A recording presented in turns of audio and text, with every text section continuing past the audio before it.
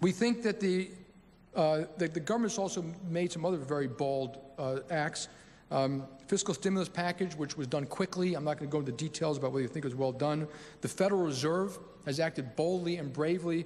I'll just give you three numbers here. And this is between the Federal Reserve and the Treasury. $5 trillion of liquidity facilities to financial institutions, $1 trillion of capital injected around the country, and another $1 trillion of guarantees to help stabilize other financial institutions. We had the mortgage purchase programs, the mortgage modification program, the TALF program, if it gets implemented, will be helpful.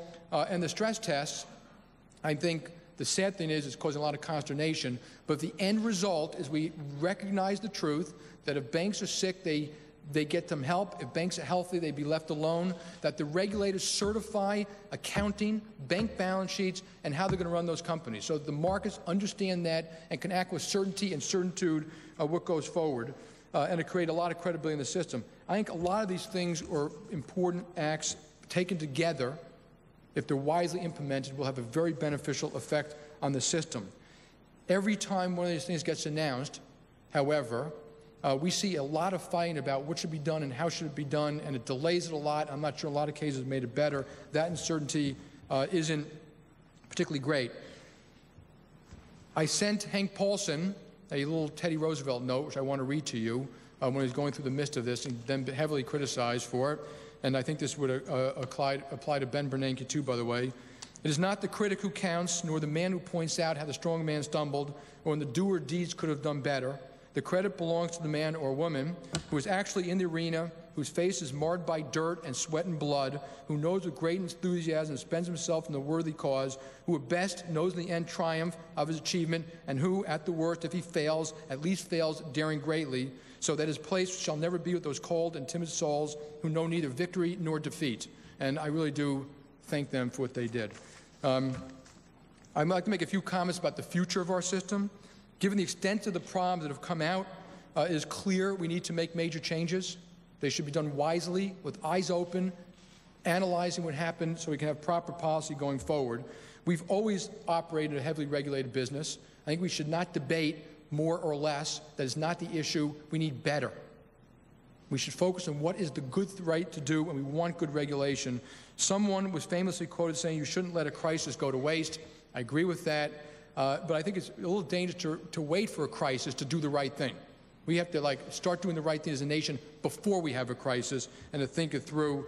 And so here are some of our suggestions. We do need a systematic regulator with broad authority. There have to be pre-existing procedures in place to deal with too big to fail. Failure is fine. As a matter of fact, the American public shouldn't care about failure as long as it doesn't damage the system. If we had a priori things in place about financing, who's going to pay the loss, how it's going to be handled, if it's orderly, controlled, we'd be okay, and we need to put that in place and give the regulators more authority to do some of that. Regulation needs to be by product. We have products all over the place, from derivatives to mortgages to loans, some of which are unregulated, some of which are regulated. Again, bad regulation drives out good. Hedge funds, private equity need to be brought into it. I personally think it could be brought into this without damaging their freedom to move money around the way they see fit, just to make sure they don't add to the problem of systematic failure. And we need to simplify our regulatory system. I'm not going to give you the detail. You all know there's too many regulators. We need to regulate the entire mortgage business, including mortgage-backed securities. If I gave you a list of economic crises, okay, at the root of half of them is real estate. It's time we learned to stop letting real estate bring us down to our knees. So we should go figure out how to do that in a way that makes sense. We should fix securitization. I do think that people should have skin in the game if they securitize, and the servicing contract should be standard so the customer knows how they can be treated, and the originator and seller of these things have some responsibility, like we do today in syndicated loans, to be at the table if something goes wrong. We need to fix Basel II. It should include liquidity. It needs to be less pro-cyclical. It needs to be fairly applied. It was very inconsistently applied around the world, and again, I think that creates a little bit more of a problem when some companies are getting away with it and leverage up more. We need to get accounting under control.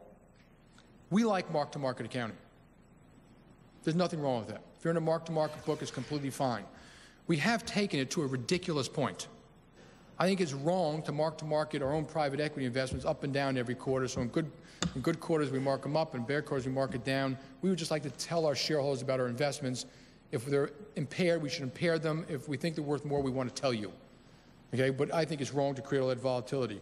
We have something, I'm not going to go into it, called DVA. We now mark-to-market our own credit spreads when we sell debt. So if our credit spreads widen because we're becoming a weaker and weaker company, we actually book a profit. Now, if you take this to the final point, right before bankruptcy, you're making an awful lot of money.